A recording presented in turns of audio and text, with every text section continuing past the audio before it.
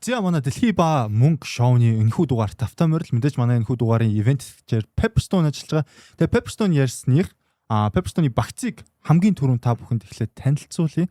Тэгээ манай багц өчигдөр бас доороогоо линкээрээ бүртгүүлэх юм бол яг энэ бидний өдөр болгон апдейтлж байгаа багцыг авах боломжтой. Тэгээ бид нарыг дөөрөөж хөрөнгө олт хийж болно гэсэн үг. Cool биз дээ.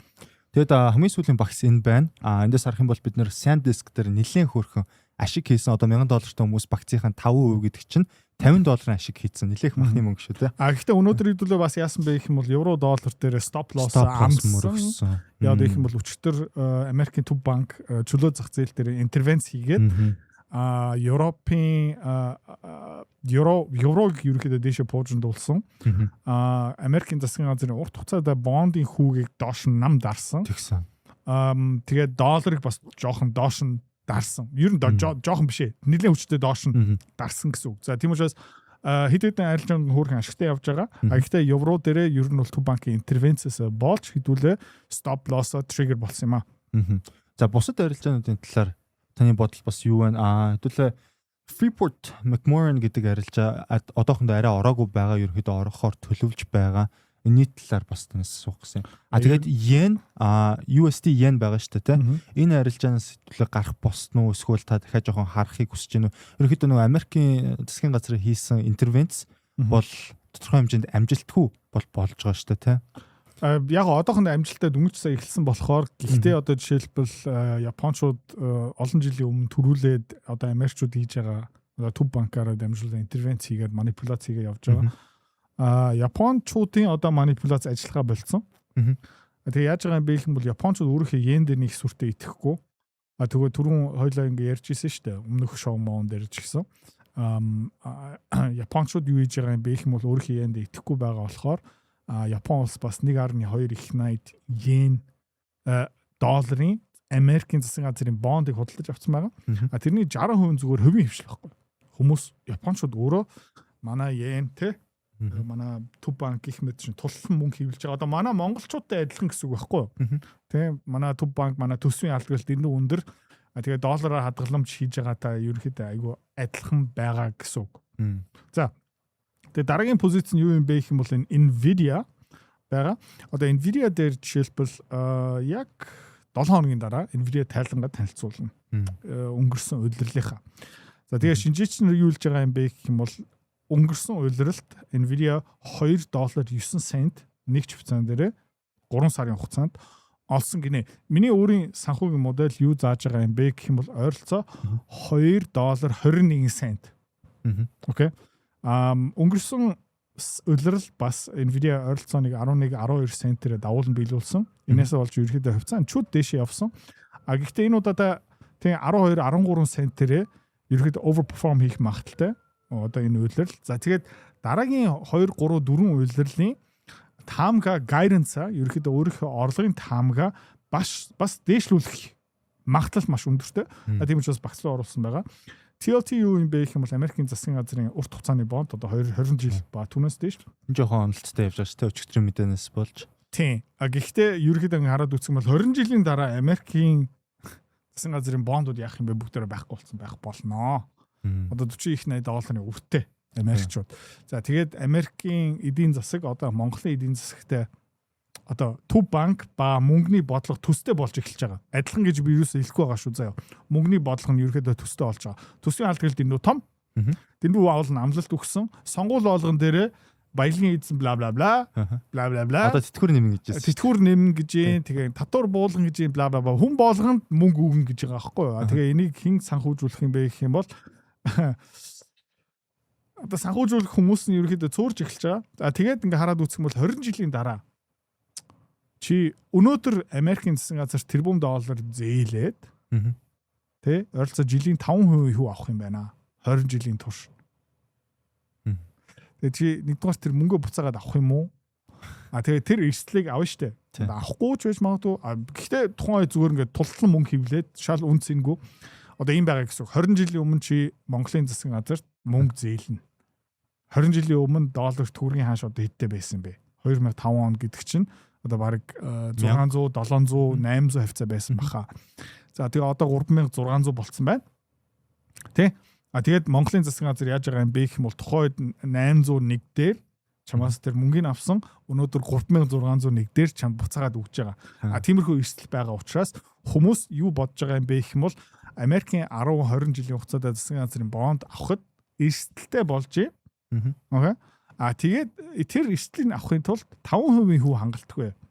Одоо тэнд нөгөө Америкийн төв банк янз бүрийн тоглолт хийгээд ингээд Scott Bessent, Federal Reserve ингээд дэшин доошоо ингээд манипуляц хийсэн ч гэсэн одоо бүр ингээд интервенц хийгээд өөрөө манипуляцлж байгаа гэсэн үг. Чиний авах байсан хүүгийг тэд нэр хиймлээрээ зохиомлоор ингээд дарж байгаа гэсэн үг. Тийм учраас чи тэрбум доллартай байсан бол ямар сайхан юм бэ? Миний авах ёстой хүүгийг бууруулчлаа. Миний итгэл одоо төрж гин тэрбум 2 тэрбум 5 тэрбум 10 тэрбумаар Америкийн засгийн газрын бондыг авлаа гэж шийдвэр гаргах уу? Тийм учраас энэ thesis одоо энэ таамаглал гэхээс илүү нөгөө араа механик шатараал ингээ ярьж байгаа байхгүй. Шатараал ерөөхдөө хүчнтэй хിവэрэ. Тийм учраас нэг өөрчлөгдсөн юм байхгүй. Юу болж байна гэх юм бол баг нэмж хөрөнгө олт хийх боломж. Миний хувьд бол. Таны ярьж байгаа юм яг одоо энд харагдаж байна. Өнөөдөр өглөө би Америкийн сангийн яамны яг official website-аас нь татсан байгаа. 9 сарын хэдэн байлаа? 9 сарын 9-өөс эхлээд 2 тэрбум доллараар авдаг байсан бол 4 тэрбум доллараар одоо дахиад нэг дахин өссөн гэсэн 100%-аар нэмэгдүүлээд 4 тэрбум доллараар авна гэж ерөнхийдөө бол нэг их мөнгө биш ээ. Тэгээд тэр 20 жил 30 жилийн хугацаатай засгийн газрын бондууд тийм түгээмэл биш. Хамгийн түгээмэл 1 жилийн хугацаатай 2 жилийн хугацаатай. За тэгээ ингээд 5 жил цөөхөн 10 жил бүр цөөхөн 20 жил бараг байхгүй дөө 30 жил айгу цөөхөн. Тийм учраас тэр хамгийн урт хугацаатай бондуудын хүүгийг манипуляцлах амархан 1 2 3 жилийн 5 жилийн хугацаатай бондуудыг манипуляцлах амар хэмжээний мөнгө хэрэгтэй. За тэгээд background-д нэг ойролцоон хүүхд сонсогдож магадгүй. Тэр бол манай Avid одоо Mongols ба Falcons Counter-Strike 2 тоглож байгаа. Манай Avid бол Mongols-ийн улаан фан. Тэгээд та сонсож байгаа бол Mongols-ууд ялагдчих шиг байна. Окей. Окей. Окей, тэгээд дараагийнхан юу юм бэ гэх юм бол Америк ба Мексик песо юу болж байгаа юм бэ гэх юм бол Мексик улс Америк руу маш их хэмжээний бүтээгдэхүүн үйлчлэгээ экспортлж байгаа. Ерөнхийдөө өмнө бол үйлдвэрлэсэн эцсийн бүтээгдэхүүн ба автомашин гэх мэтчлэн тоног төхөөрөмж байсан бол одоо дата центрийн хангамжийн материал автомашиныг ингээд аваа явуулсан. Тэгээ юу болж байгаа юм бэ гэх юм бол бас Америкт маш олон Мексик хүмүүс амьдарч байгаа. Тэгээ тэр Мексикчууд яадаг юм бэ гэх юм бол олж авсан мөнгнөөсөө бараг жилийн 50-60 тэрбум Мексик руу явуулдаг. Ерөөдөө нэлээд валютын урсгал гэсэн үг. Нэмээд маш их автомашин хөдөө аж ахуйн бүтээгдэхүүн Америк руу экспортлдог. Одоо дата центр янз бүрийн тим юм экспортлоод эхэлсэн. Тэгээд Мексик улс Америк улсыг хараад үзэх юм бол худалдааны тэнцлийн хувьд бол амар ашигтай болж байгаа. Одоо илүү л мөнгөтэй болж байгаа. Тэгээ энэгээрээ дамжуулаад юу болж байна гэх юм бол Мексик песо чангарч байгаа. Тэгээд энэ тренд бол дуусах болоогүй тийм учраас хэдүүлээ юу хийж байгаа юм бэ гэх юм бол нэг талдаа евро буурна доллар өснө. Тэгээд нөгөө нэг арилжаа юу бэ гэх юм бол доллар буурна Мексик песо өснө гэсэн юм хоорондоо корреляцгүй бас нэг арилжаа хийж байгаа гэсэн үг. За дараагийнхан Sandisk Corporation дэндүү хэмтхэн байсан 1250 хүртэл унсан тийш орсон 1600 1740 дээр хэдүүлээ ашиг авсан. Энэ бол дууссан арилжаа. Дараагийнхан Nasdaq ерөнхийдөө uptrend дотор явж байгаа учраас Xpeng баг нөгөөдөр илүү 4 хоногийн дараа 24-нд 4 хоногийн дараа тайлангаар танилцуулна. Ерөнхийдөө айгуу дажгүй тайлан гарах магадлал SUV загвараа танилцуулсан шүү дээ. Танилцуулсан тэр амар сайн зарагдаж байгаа. Тэгээ хуучин загварууд нь бас явж байгаа. Тэгээд өнөөдрийн бас нэг сэдв юу юм бэ гэх юм бол тэр humanoid robot дээр Xpeng бас ерөөхдөө айгу тэргүүлэгч байр суурьтай болох магадлал. Тийм учраас upside өндөртэй. Тэгээд дараагийнхан юу юм бэ гэх юм бол 5 жилийн хугацаатай засгийн газрын бонд ерөөхдөө TLT-тэй адилхан гэсэн үг. Өмнө зүүндээ ярьж исэн ам доллар Япон йен саяхан бас ярьсан. South 32 юу юм бэ гэх юм бол уул уурхайн компани хөнгөн цагаан зис тий энэ юу ерөөхдөө товар commodity bull market дотор орж байгаа. Доллар буурна түүхийдний үн ханш өснө ерөөхдөө тийм арилжаа. Freeport McMoran ерөөхдөө яг адилхан уул уурхай түүхийд гаргадаг компани техникийн зүгээс ерөөхдөө маш урт хугацааны sideways consolidation орсон байгаа. Одоо breakout нь болох магадлал маш өндөртэй. Meta корпорац технологи дэндүү хэмтхэн Facebook, Instagram те. Facebook, Instagram тэгэл Монгол хүний цагаа өнгөрүүлдэг бараг 4-5 цаг авдаг гинөө ойролцоо. Тийм хүний анхаарлын монополтой компани тэгээд 10 дахин free cash flow одоо чөлөөт мөнгө уурсгалын үнэлгээ хараад үзэх юм бол 10 жилийн дотор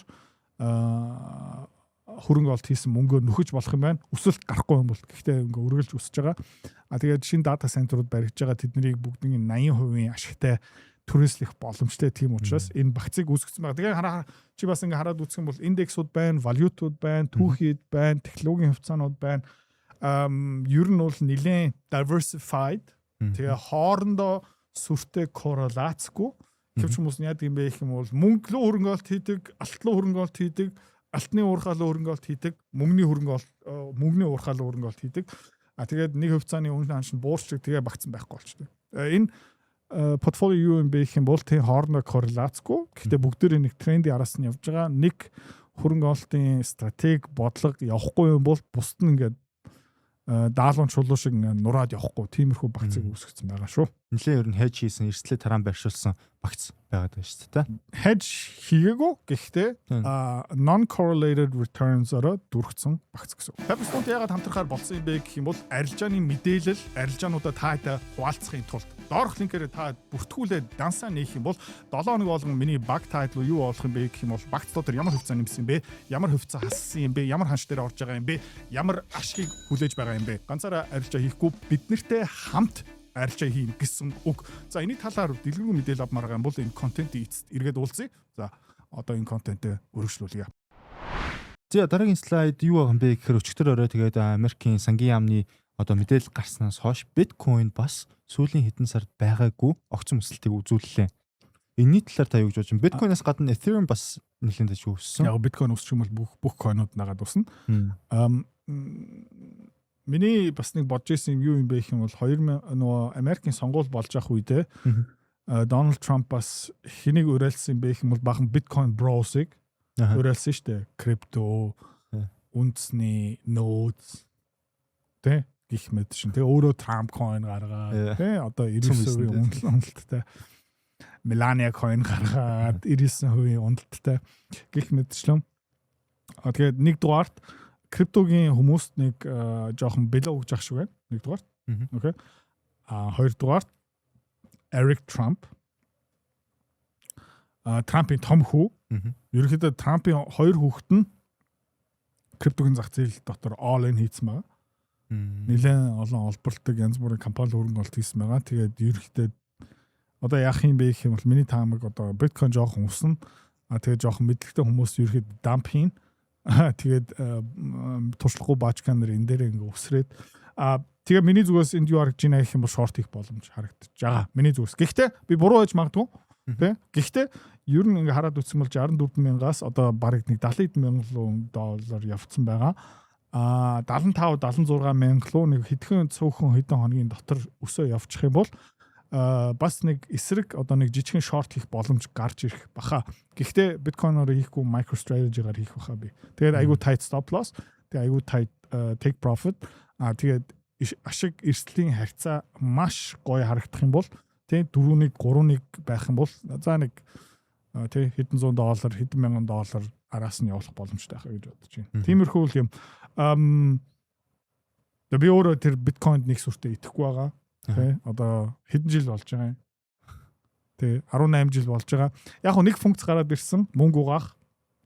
Санкц, манкц, эдийн засгийн хоргийг ингээ хүчингү болох. Гэхдээ одоо хятадууд stable coin гаргаж байна. Оросууд өөрөө stable coin гаргаж байна. Яг нь Иран биткойныг маш ихээр олборлдог байсан. Өнөөдөр хүртэл олборлож байгаа. Оросууд ч гэсэн тултал биткойныг олборлож байгаа. Африк бас нөгөө газ маац хэмтхэн газ эрчим хүч цахилгаан эрчим хүч хэмтхэн орнууд ерөнхийдөө тултал нь биткойныг олборлож байгаа. Гэхдээ олборлсон биткойноо шууд зах зээл рүү нийлүүлчихнэ. Тийм учраас яг нөөц мүүц бий болгож байгаа гэсэн юм байхгүй. Тэгээд ингээ хараад үзэх юм бол одоо бараг 20 жил болж байна. Би лав миний эргэн тойронд ямар нэг ч хүн биткойноор дамжуулаад төлбөр тооцоо хийхгүй байна. Эхлээд нэг төлбөр тооцоо хийн мэн тэгснэ одоо алтыг олборлно гэж юм. Алтыг бас орлоогүй. Инфляцийн эсрэг юм болно гэж юм. Бас инфляцийн эсрэг бас яваагүй. Төв банкны юм эсрэг явна гэсэн. Тэгээд сүүлийн үед decentralized тэгээд ерөнхийдөө ингээ хүн болгон одоо 3 юм уу 4 жил болгон шинэ одоо хувцс биткойнд өмсүүлдэг. Тэгээд нэг наалтдаггүй гэх юм одоо тийм учраас яг ингээд эргэн тойрон зарим хүмүүс ингээд тэгэл Монгол хэдэн баачканаар одоо ингээд пост гаргаад эхэлдэг. Тэгээ хилээ байцтэй тий аваа дараарай гэж биткойн мөн 100к тэгэл буцаага 60,000 руу унчгаараа чив болчих тий тиймэрхүү юм. Тэгээд яг хөө ингээ амар савлгаатай айгүй хурдан хүмүүс ингээд мөнгө олох боломжтой учраас хэний хэрэгсэл юм бэ гэх юм бол скамеруудын хэрэгсэл. Тэгээ хурдан майжуул гэсэн баачканэр. Тэгээд би юмнаас угаасаа ол байдаг ингээд пуужин шиг дээшээ доошоо явдаг юмыг арилж алах амар хэцүү. Тийм учраас юмнаас ол байдаг юм уу? За X-Bank ярьснаар Хятадд бол одоо технологийн хувьд ямар амар хөгжиж байна. Тэгээ хүмүүс нөгөө Хятадын хамгийн урд байдаг хот Шинжээнийг дараагийн цахиурын хөндий Silicon Valley гэж яриад ирсэн. Хятадын цахиурын хандив мөн шүү дээ. Тэгээд тэнд одоо сураад төгссөн сурдаг найзууд байдیں۔ Тэгээ хаяа над руу ярьдаг байхгүй өдөр би ярьдаг. Тэгэл өгшөө юу хийж байгаа юм л мань хоолндоо очилж байгаа. Чи юу хийж байгаа юм гэсэн чи дроноор миний хоол хүрээд ирлээ. Түр утсаа барьж гараад гэж би бүр тэгээд одоо Хятадд ялангуяа Бээжингд humanoid robot одоо humanoid нь юу юм бэ гэхээр хүн шиг роботууд тий хүн шиг хөдөлгөөн хийдэг роботуудын нэг олимпиад нэг тэмцээн шиг юм болох гэж байгаа. Тэгээд таны явуулсан бичлэгийг үзүүлээ би танд. Энэ бол Майкл Жорданыг давчлаа. Метр 80 өсөрч байгаа шүү дээ. Өндөр 2 метр 80. Метр 80 гэсэн юм дээр. Энэ гүүж байгаа. Яг миний дээгүүр өсөрх. Би бол метр 77. Би бол 80. Метр 77 70. Тэгээд Usain Bolt-оос илүү хурдан. Дахиад харуулчих. Метр 80 өсөрч байна. Баланс нь мундаг агаад тийм. Тэ нөө тамирчин сакс тоглолдог энэ төр хүмүүс мэднэ.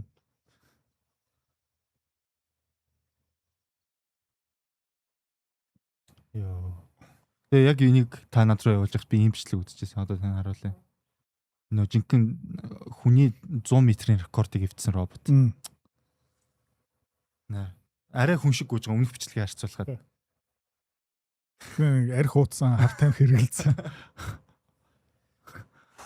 Crack хэрэгэлсэн баачка шиг. Гэтэ яа тэгээ удахгүй буутай болон заяа.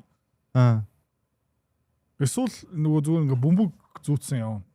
Жинхэнэ робот камиказе. Тэгээд дотор ингээд кодлж болон заяа. Миний 50 60 видео үзүүлээд энэ идрээ шүү. Камерын өнцгүүдийг хараарай. Ингээ хөвцөлдөг шүү, ингээ ярьдаг шүү, ийм нүдний шилүүдтэй хаяа ингийн цаг зүүдэг гэх мэтчлээ.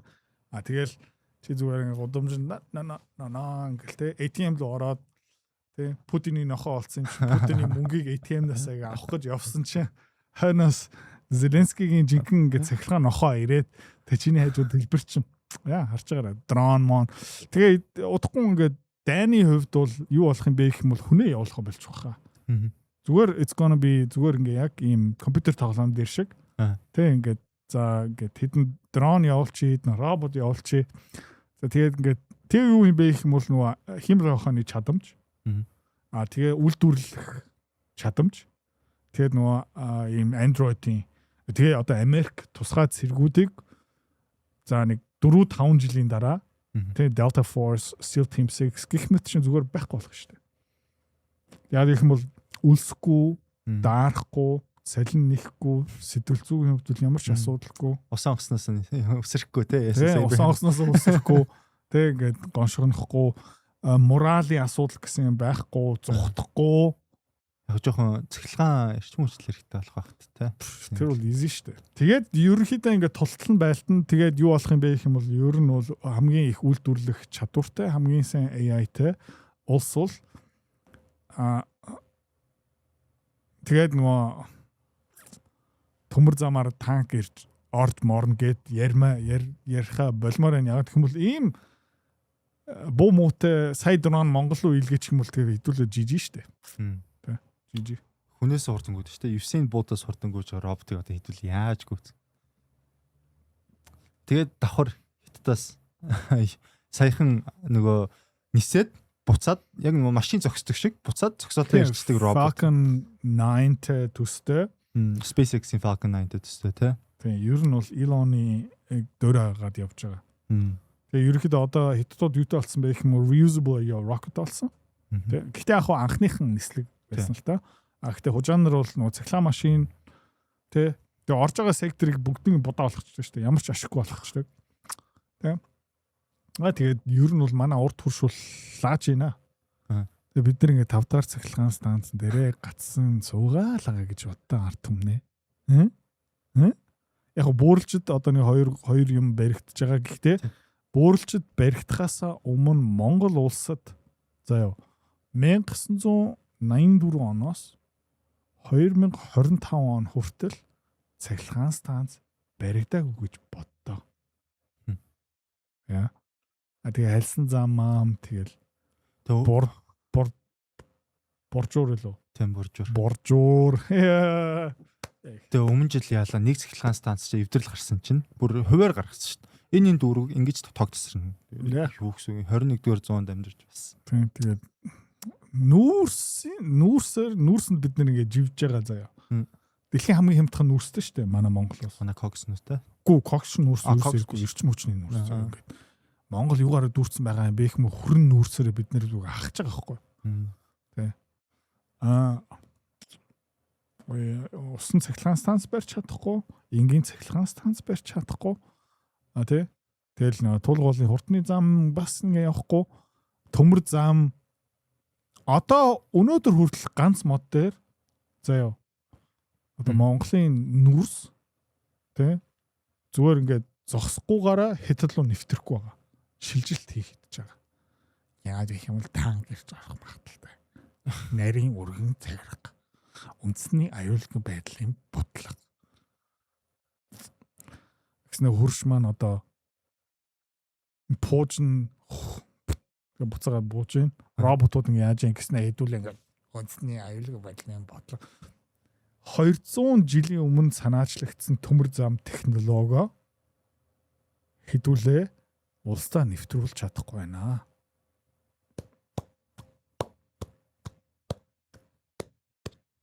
Тэгээ бид нар энэ сансрын технологи өдөрч ирсэн бол чулуун зэвсгийн үедээ гацсан явж байгаа заяа. Ийм өрөвдөлтэй бид нар.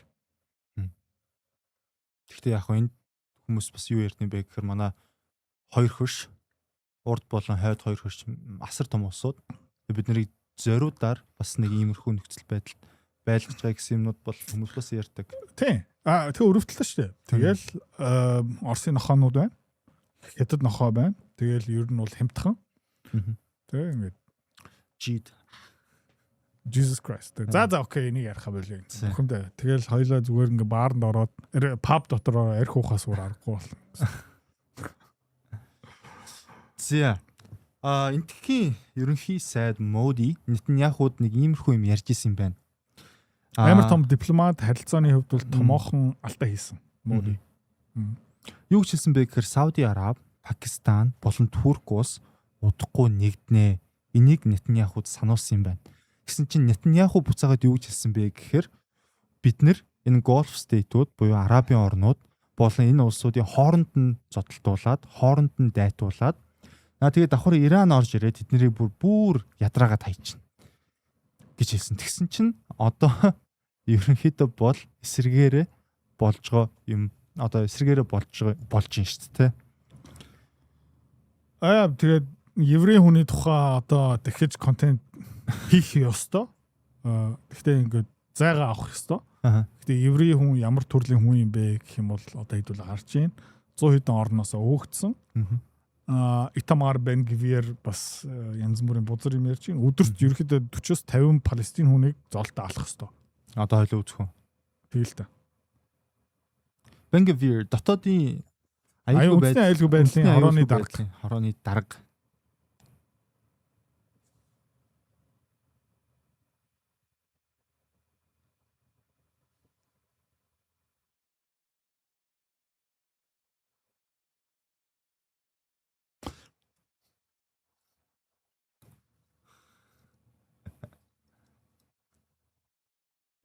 тэгээд тэр сүулт хэлсэн үг надад амар санагдаад байгаа. Аа. Зөвхөн чамайг одоо аюулгүй байдалд оруулж байгаа хүмүүс биш. Амьдрах ирэхгүй хүмүүс бас байгаа гэж ярьж байгаа байхгүй газ. Хүн амьдрах ирэхгүй хаалах ёстой. Тэд нэр хүн биш шүү. Ерөнхийдөө бол 80-90 жилийн өмнө хин энийг ярьдаг байсан бэ?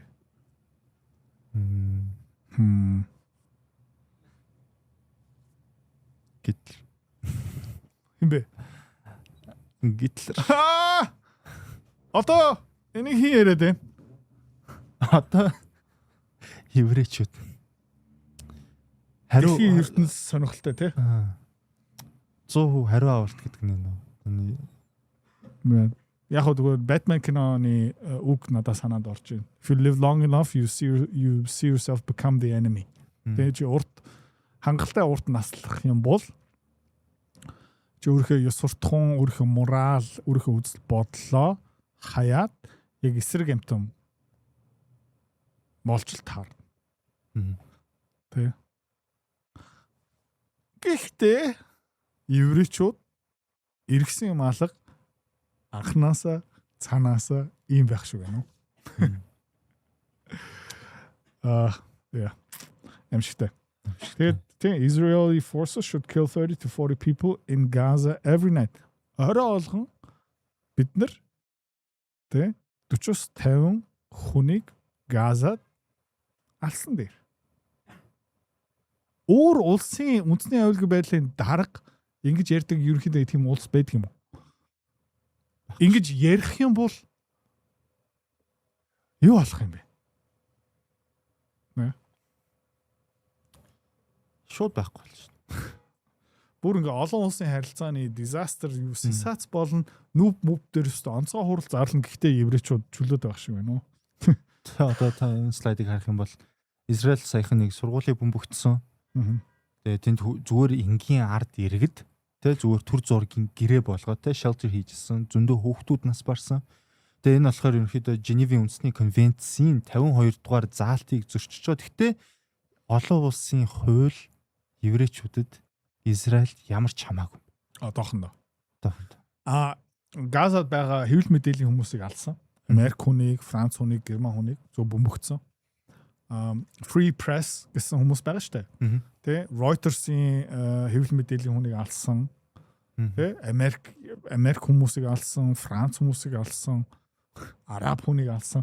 Ер нь бол тэгээ хүүхдүүд алсан, ээжнийг алсан, нэлх амтныг алсан, хүүхдийн цэцлэгүүдийг бөмбөгдсөн, хүүхдийн эмлийг бөмбөгдсөн. Израильчуудын хувьд бол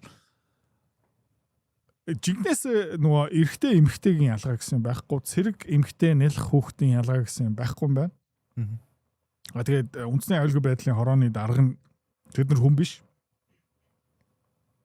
Ярьж байгаа юм чинь итгэхээс өөр аргагүй. Тэгээ итгэхээс өөр аргагүй болгож байгаа юм юу юм бэ гэх юм бол бас хүүхдүүд нэлх хүүхд их нэлхсийг ингээ бөмбөгцсөн гэж бодчих заяа. Нэгдүгээр төрхийг бөмбөгцсөн гэж бодчих. Заяа.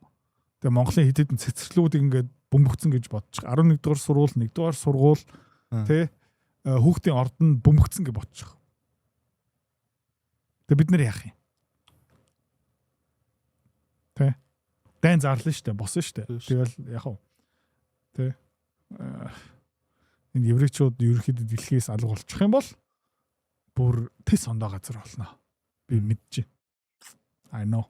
Henry Ford энийг бас ярьдаг байсан. Тэгээ би энэний дараа оруулдаг гэж ерөнхийдөө бол бүх томоохон сэтгүүл хэвлэл мэдээллийн байгууллагууд бүгдээрээ еврей хүмүүстэй. Еврей хүмүүсээр дүүрэн CNN, Fox News тэгээд YouTube дээр байгаа ч гэсэн одоо нөгөө хуваарай journalism хийдэг, хуваарай одоо энэ юунуудыг бичлэгүүдийг хийдэг хүмүүсийг ч гэсэн цаанаа худалдаад авсан байт юм байлээ. Тэрний subversion, invasion тэгээд вирус ба хорт тавтар гэсэн үг.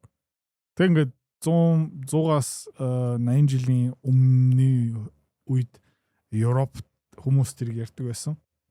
Нэг л бас нэг ярьчихсан. Тэгэл яах вэ? Тэгээд сая хэлжсэн CNN еврей хүмүүсээр дүүрсэн гэсэн чинь CNN өнөөдөр ямар мэдээлэл гаргасан бэ гэхээр Иран Хормузын хоолойны эрх мэдлээ тэгээ маш их хэрэг мэдэл алдсан гэж ярьж байгаа.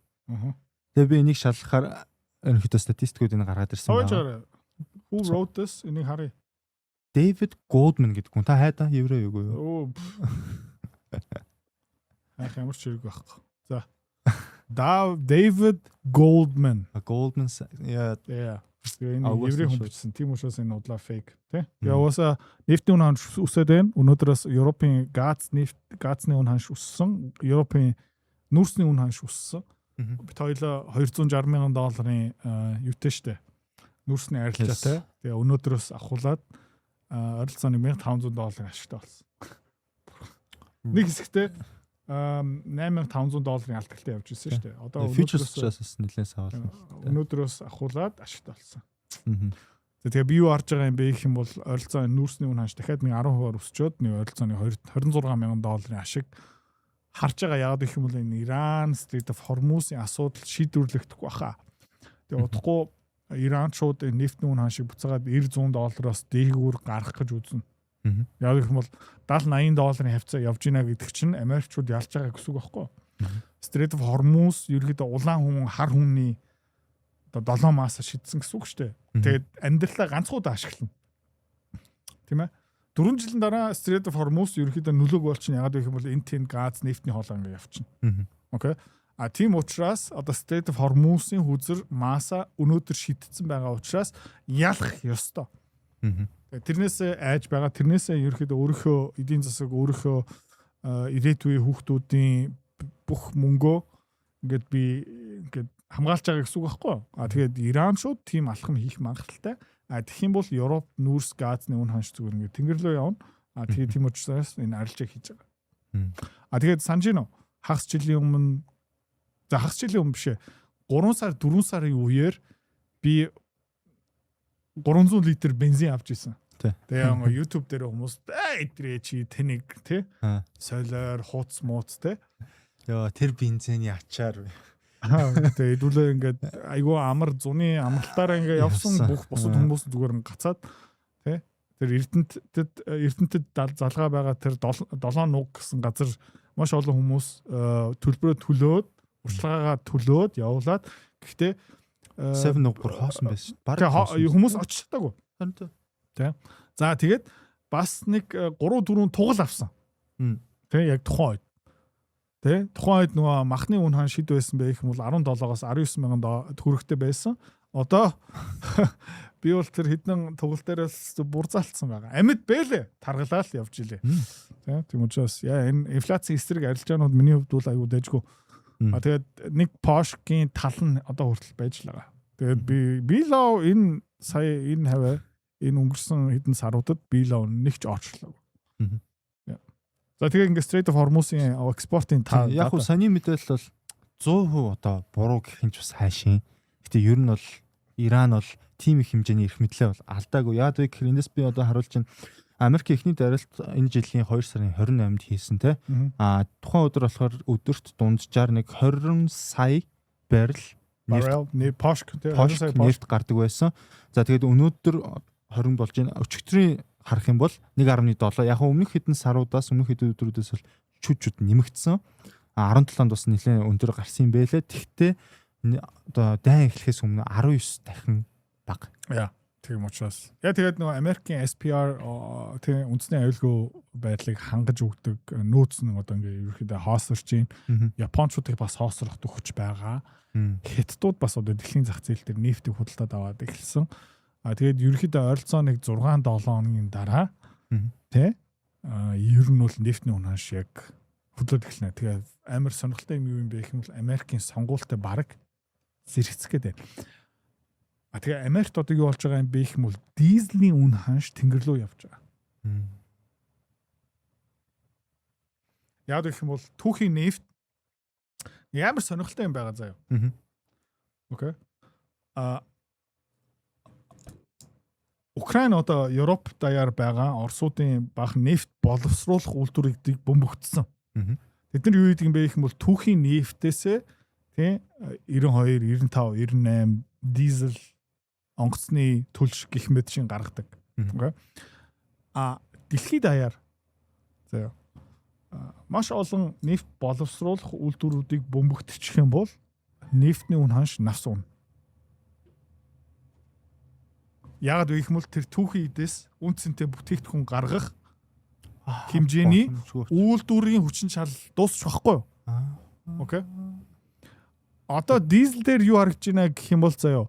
Дизель одоо Америкт нүсэр үнэтэй болсон байна. Тэ? Бараг түүхийн нефт дизелийн үн ханшны зөрүү $100 болсон байна. Тэ? Тоноор. Амар үнэтэй болсон байна. Ингээ өсөө явж байгаа. Тэгэд ерөөхдөө юу харагдаж байна гэх юм бол тэр нефтний дэд бүтц ер нь бол одоо хүнд байдал орж байгаа. Одоо иранчууд юу хийх боломжтой юм бэ гэх юм бол заяа. Сауди Араб гэх мэт чин орнуудад байгаа нефт боловсруулах үйлдвэрүүдийг бөмбөгдчих юм бол заяа. Тэгэд дуусахгүй. Дизель байхгүй. Дизель байхгүй болчих юм бол одоо ингээд ягаад сүүлийн үед бол эрдэнэ шишийн үн ханш тэнгэр рүү явж байгаа юм бэ? Буданы үн ханш тэнгэр рүү явж байгаа юм бэ? Буданы үн ханш хагас жилийн өмнө ерөөхдөө нэг rough rice одоо нөгөө цэвэрлээгүй будаа Америкийн зах зээл дээр Чикагогийн бирж дээр нэг гэрээ $9 байсан бол одоо $15 болсон байна. CBOE дээр тийм CBOE дээр эрдэнэ шиш ерөөд яг адилхан тий буудаа бас яг адилхан гих мэт чинь ингээл дээшээ явж байгаа. Fertilizer чинь дизелээс гардаг. Бордоо бас ерөөхдөө газнасаа нийлэх гардаг. Тий ингээл хараад үзэх юм бол хүмүүс бас одоо юу ярьж эхэлж байгаа юм бэ гэх юм бол жилийн дараа ер нь бол дэлхийд юу болох магадaltaй юм бэ гэх юм бол хүнсний дутагдaltaй болох магадaltaй famine одоо үсгэлэн тэгхийн бол заяа Африкт энэтхэгт Арабын орнуудад одоо ядуу орнуудад өстө бослого олно нэмээд заяа Монгол улс баян биш ээ. Тэгээд Монгол улс атар талах сүү гих мэт чинь янз бүрийн бүтээгдэхүүн дээшээ яваад эхэлчих юм бол засгийн газар тогтургүй байдал үүсэе шүү. Тэг гих мэт чинь тийм учраас янз бүрийн улс төрч бас энийг үзэж магадгүй гэхдээ ийм удаан үзэхгүй байж магадгүй 5 дахь цахилгаан станц ярихаараа татал өгөөд ингээл хашил өгөөд унтраас байж магадгүй гэхдээ бордоо нөөцлөөрэй гэж хэлмээр. Монгол улсаа. Айлтш. Тэгээд Axios еврейчүүд цаана байгаа. Тэгээд Axios одоо ерөөхдөө Дональд Трамп Иран их тайван нэлцэл хийж байгаа. Одоо барыг 70 удаа бичсэн үү? Тэгээ энд яг ингэж юу гэж ярьж байгаа юм бэ гэхээр Америкчүүдийн хамгаалтын дагуу Оманы талаар Strait of Hormuz-ыг давж байгаа. Дараагийн зургийг би танд үзүүлье. Яг одооны байдлаар өнөөдрийн байдлаар Strait of Hormuz-аар 14 танкер шипүүд явж байгаа. 14 нефт тээвэрлэдэг онгоцнууд явж байгаа. Тэгээ та энэ улаануудыг харж болно. Хаагуур явж байгаа юм бэ? Оманы таллаа надад харагдахгүй байна.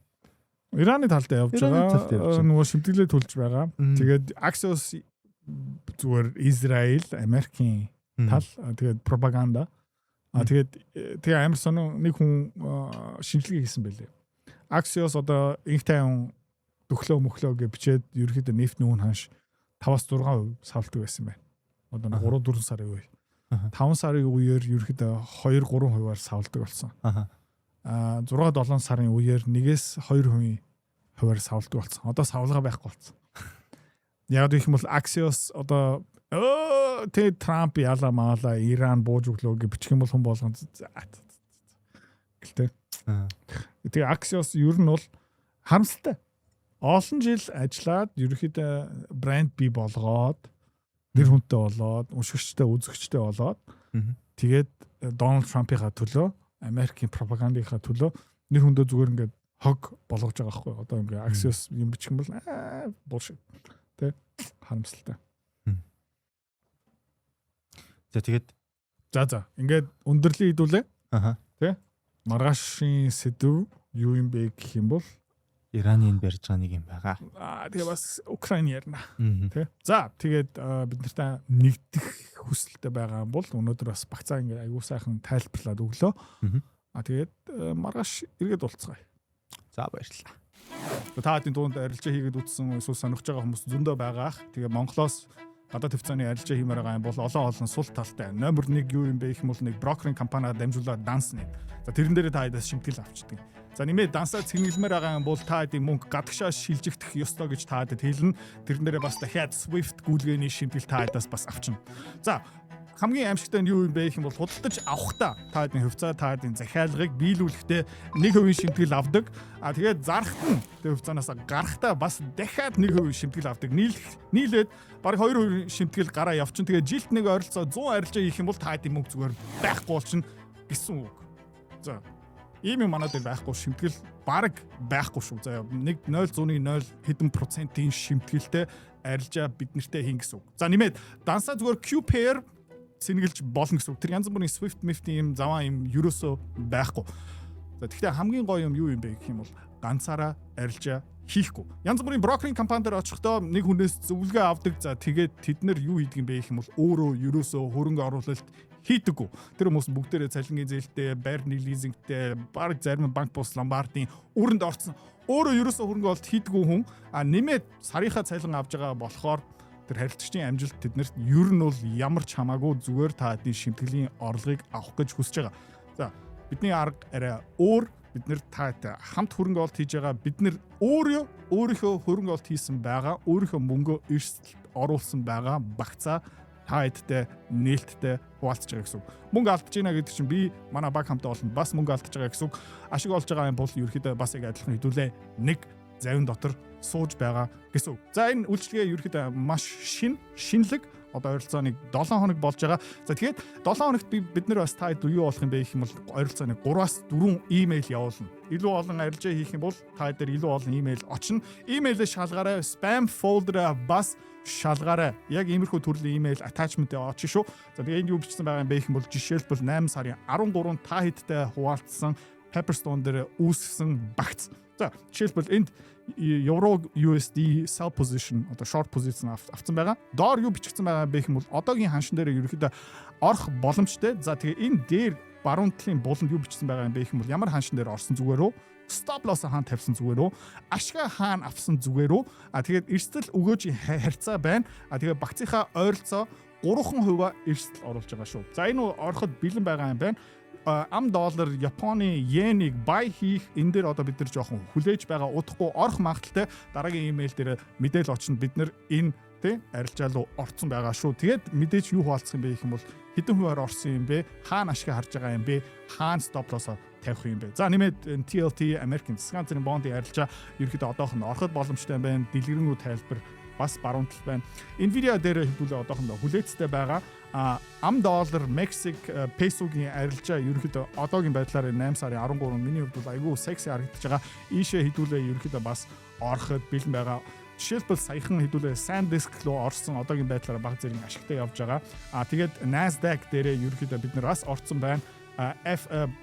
Freeport McMoran дээрээ ерөөхдөө хүлээж байна. Жишээлбэл ерөөхдөө ийм компаниуд та дээр ингээ бүгдээрээ очно хизээ нэг цагт бид нар орох юм бол та дээр мэдээл очно. Одоо манай багц ойролцоо ингэж харагдаж байна те энэ задаргаа бас та дээр очно. Жишээлбэл те евро, доллар, Nvidia, TLT, American Peso, SanDisk, QQQ, Xpeng гэх мэтчлэн sell buy гэсэн байна. Тэгээд ерөөхдөө stop loss, take profit хэдэн хувиа оруулах уу те ороход одоохондоо тохиромжтой юу эсвэл цаг нь өнгөрцөн үү тэгээ хэдийн маржин энэ дээр авч байгаа юм бэ тэгээ бид нар ингээд юу зөвлөж байгаа юм бэ гэх юм бол ойролцоо $1000 байж иж ийшээ ороорой $500 бас орох боломжтой. Гэхдээ тэрнээс доош бол хэрэггүй тийм $1000 орсон би зөвлөё. За скуулээс арай өөр скуулийн арилжаа арай агрессив арай олон илүү гүн шинжилгээтэй багцсан жоохон өөр байгаа скуулийн өгөөч бас жоохон энээс жоохон өндөр. Гэхдээ энэний зорилго юу юм бэ гэх юм бол та яванда school community-ийн гишүүн болоорой. Тэгээд school community дээр хөрөнгө оруулалт хиймээр байгаа юм бол та мэдж байгаа байж магадгүй ойролцоо $10,000 хэрэгтэй. За тэгээд school дээр бас ингээ бүртгүүлээд сар болгон өдөр болгон мэдээлэл авмаар байгаа юм бол сарын шимтгэлтэй. Гэхдээ энэ үйлчлэгийн дээрээ тийм сарын шимтгэл гэсэн юм ерөөсөө байхгүй. Энэ ерөөхдөө хөрөнгө оруулалтын цэцэрлэг гэж ойлгоорой. School руу ингээ дэвшээд ахлах анги их сургууль руу орохын би ерөөхдөө та хэд тэсэн ядаж хүлээж байгаа. Яагаад гэх юм бол өнгөрсөн жил манай school committee жишээлбэл ойролцоог 70% өгөөж авсан байна. Энэ жилдээ одоохондоо нэг 35-40% өгөөжтэй явж байгаа ерөөхдөө хүмүүс аюу аз жаргалтай. Гэхдээ жишээлбэл $10,000 орсон юм бол одоо 30% өгөөж гэдэг чинь $3,000 олцсон байгаа гэсэн үг. Тэрнээсээ бас тэр schooling шибэг хаалгах хэсэг хэвээр. Гэхдээ $1,000 орж байгаа юм бол $300 $400 шимтгэл төлж байгаа. Тэгээд ерөнхийдөө та хэдийн өгөөж байх болж байгаа гэсэн үг. Тэ? Яг $10,000-аас доош хөрөнгө оруулалт хийж байгаа хүмүүс Pepperstone-ыг зөвлөе. За тэгээд манай багц ерөнхийдөө яаж явж байгаа юм бэ гэх юм бол энэ 5 хоногийн өмнөх мэдээл та нэг харж байгаа юм бол $7 ашигтай явж байгаа. Тэ доллар, еврогийн позиц байна, Nasdaq позиц, SanDisk, TLT Mexic peso. За тэгээд тэрний маргааш нь $19 ашиг олцсон байна. За тэрний дараах өдөр $25 явцсан байна. Энэ бол нээлттэй багц тий бид нэр ингээд мэйл дээр ингээд бүгдийн нээлттэй хуваалцдаг. Янз бүрийн Photoshop юм засан гэж юусоо байхгүй. Яагаад гэх юм бол өмнөх мэйлүүд нь бүгдээрээ нээлттэй байгаа. Холио бантан дандаа амжилттай тий арилжаануудаа ингээд та хэдлөө ингээд гурилдаад явуулдаг юм. Юусоо байхгүй 100% таатай хамт нэг завин дотор сууж байгаа шүү. Тэгээ ингээ хараад үзэх юм бол одоо энэ үйлчлэгээ нэвтрүүлснийхэн дараа ойролцоог 4 хоног болж байна. Тэгээ манай $1,000 багц. Тэгээд манай би байна. Би өөрөө бас $1,000 багц. Дээр нээсэн байгаа манай багийн гишүүн Пуна байгаа. Манай Равдан гэсэн байгаа. Бид гурлаа $1,000 арилжаа хийж байгаа. Төстэй хөрөнгө оруулалтын багц би бас өөрөө Interactive Brokers дээр хөтлөө явж байгаа. Хамаагүй их мөнгөөр. Гэхдээ ер нь бол энэ дээр би бас таатай хамт арилжаа хийж байгаа шүү. Тэгээ 4 хоног өнгөрсөн одоогийн байдлаараа $31 ашиг олцсон байна. 4 хоногийн дотор тэгээ энэ юу гэсэн үг юм бэ гэх юм бол 3.1% долларын өгөөж эндээс олцсон байгаа. Нэг 7 хоног өнгөрөөгүй байна. За тэгээд бидний таамаг арилжаанууд зүг явах юм бол энэ ерөөдөө өсөх бүрэн боломжтой. Тэгээд бидний бас нэг томоохон ялгаа юу юм бэ гэх юм бол хамт хөрөнгө оруулалт хийж байгаа, шинжилгээ хийж байгаа. Энэ компаниудыг бид нэр ингээд ерөнхийдөө өдөржингөө хянаад шинжилээд явж байгаа. Та ерөөсөө орхин гэсэн юм байхгүй. Зүгээр нэг брокертэй үйлчлэг хийж байгаа юм байхгүй. Та шимтгэлийн орлого бид нар ерөөсөө сонирн биш. Та зүгээр сайхан өндөр багцтай болоод манай school community-гийн гишүүн болоосаа тийм үднээс энийг нээж байгаа. За тэгээ доор бүртгүүлэх линк байгаа. Тэр линкээрээ бүртгүүлээрээ тэгэхгүй бол та имэйл биднэрт байхгүй гэсэн үг. Би даасан ганцаараа Pepperstone-оор данс нээчих юм бол бидний имэйл та дээр очихгүй шүү. Тийм учраас доорх линкээрээ заавалчгүй бүртгүүлээрээ. Тэгээд хамгийн сүүлд энэ эрсдэлтэй тийм ээ бид нэр зүгээр багцаа таатай хуваалцаж байгаа. Та би даасан өөрийнхөө шийдвэр дээр үндэслээд энэ арилжаануудыг хийж байгаа шүү. Гэхдээ энэ дээр би нэг юм хэлмээр байна. Бид нэр ерөөхдөө маш бага эрсдэл авч байгаа. Дийлэх мөнгө кэшн дээрээ суух болно. Бид нэр ерөөхдөө багцынхаа ойролцоогны 30%-аар хөрөнгө оруулалт хийж байгаа. Тэгэхээр нэг компани руу хизээж 3-4%-аас дээш хөрөнгө оруулалт хийхгүй. Stop loss-ууд нь тодорхой. Take profit-ууд нь тодорхой. Бид нар яг өөрийнхөө арилжааныхаа дагуу ямар ч эмоцгүй робот мэт шиг хөрөнгө оруулалт хийх болно. За тэгээ хамтдаа нэг завин сууя. Доор бүртгүүлээрээ баяртай.